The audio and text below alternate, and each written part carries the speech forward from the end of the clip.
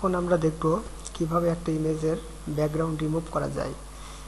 তার জন্য সর্বপ্রথমে ফটোশপটা ওপেন দিতে হবে এবং যে ইমেজটা ব্যাকগ্রাউন্ড রিমুভ করব সেই ইমেজটা ফটোশপ পেপার আনলাম এবং এই ইমেজটাকে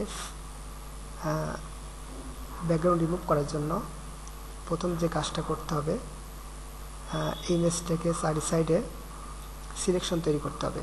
তার জন্য পেন টুলের সাহায্যে একটা নতুন পাত নিলাম, নিয়ে ইমেজটাকে একটা সিলেকশন তৈরি করব।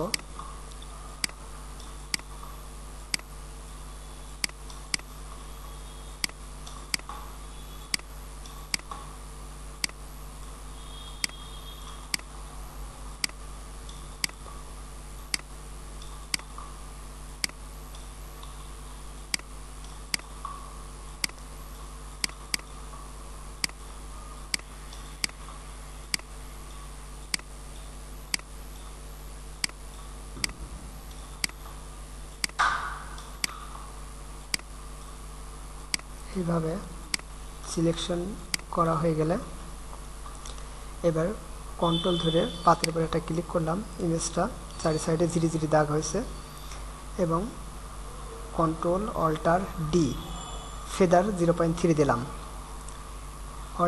এবারে অল্টার এসএমএস স্মুথ 1 দিলাম